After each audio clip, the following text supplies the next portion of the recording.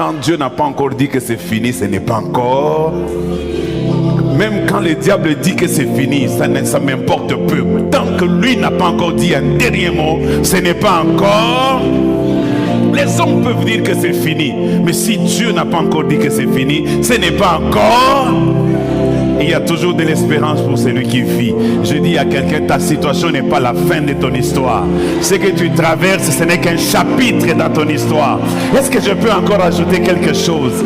Je dis, dans la situation où tu es maintenant, c'est une étape de ta vie. Tous ceux qui sont devenus grands, ils ont des étapes dans leur vie. Toi aussi, celle-ci, c'est une étape qui t'amène vers quelque part.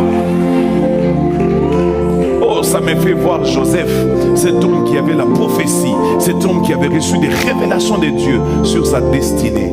Il se retrouve dans le puits, à 12 ans, dans le puits. Et puis, il se retrouve dans un char, lié comme un esclave.